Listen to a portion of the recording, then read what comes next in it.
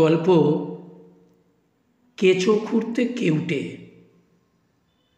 হঠাৎ এক বৃদ্ধের গলার আওয়াজ, বাবা গো মা গো বলে চিৎকার করছে আর বলছে, বাবা তোরা আমায় মারছিস কেন?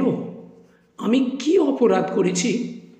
এই যা বলা অমনি দুই যুবক গাছের ভাঙা ডাল নিয়ে এলো পাথারি প্রহার দিতে থাকে।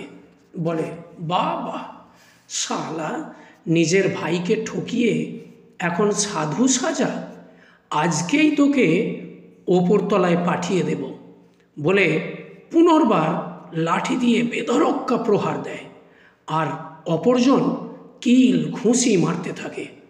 ধীরে ধীরে ওই জায়গায় ভিড় বাড়তে থাকে। তারই মধ্যে হিমাংশু বলে এক ব্যক্তি, যার ডাকনাম ছিল হিমু, এসে জিজ্ঞাসা করে, হ্যাঁ রে তপন, তোরা দু ভাইয়ের রামু কাকাকে মারছিস কেন? যে বলা তখনই তপনের ভাই সায়ন লাঠি নিয়ে তেড়ে আসে হিমুকে মারতে। এই দৃশ্য দেখে হিমুর স্ত্রী রামু কাকার বাড়ির দিকে হন্ততন্ত হয়ে যায় আর তার স্ত্রীকে বলে, কাকিমা তাড়াতাড়ি আসো। কাকিমা জিজ্ঞাসা করে, কেন, কি হয়েছে? হিমুর স্ত্রী দিশা বলে, ওগো তপনেরা দু ভাই মিলে রামু কাকাকে আধমারা করে ফেলেছে, এখনও মারছে। কেন? বলেই রামু কাকার স্ত্রী কাঁদতে কাঁদতে পাগলিনীর ন্যায় দৌড়ায় তার স্বামীকে বাঁচানোর জন্য। তার উপর শুয়ে পড়ে, বলতে থাকে, হ্যাঁ রে আমার স্বামী তোদের কি ক্ষতি করেছে এমন করে মারছিস? সায়ন বলে, তুই সরে যা ওখান থেকে, না হলে তোদের দুজনকেই আজ মেরে বাপের ভোগে পাঠিয়ে দেব। এই কথা শোনার পরেই হিমু ধীরে ধীরে ক্রোধান্বিত হতে থাকে। হাতের মুষ্টি ঘোরাতে ঘোরাতে বলে, এই শোন, এরপর যদি তোরা রামু কাকার গায়ে আর একবার হাত তুলিস তবে আমি কিন্তু তোদের ছেড়ে কথা বলবো না। যেই না বলা তখনই তপন রামু কাকাকে ছেড়ে হিমুর দিকে তেড়ে আসে। দু ভাইয়ে মিলে হিমুকে প্রহার দিতে যায়।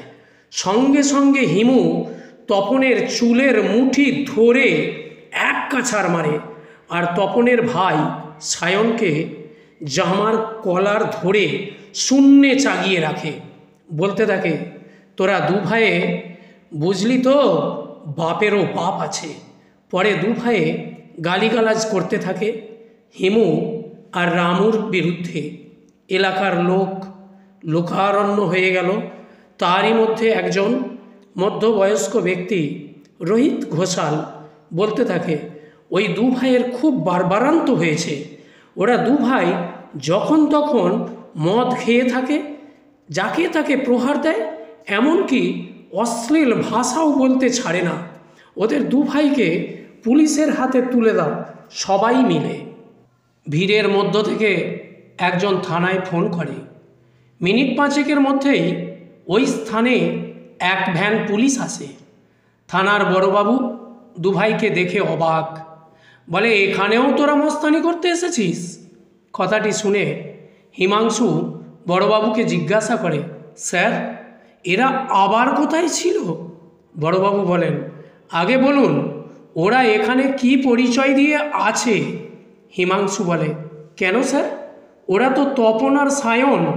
ওরা এখানে মাস ছয়েক আছে, পাশেই একটি বাড়ি ভাড়া নিয়ে। সেই থেকেই প্রায় সকলের পরিচিত হয়ে গেছে। ও তাই নাকি?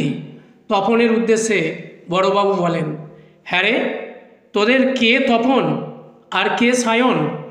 বড়বাবুর ধমক খেয়ে দুজনেই চুপ ছিল। বড়বাবু তখন কোমরের কাছ থেকে বেল্টিং কভার হতে রিভলভার বার করে একজনের মুখের সামনে ধরে বলে, বল এ পর্যন্ত কয়জনকে ওপরে পাঠিয়েছিস?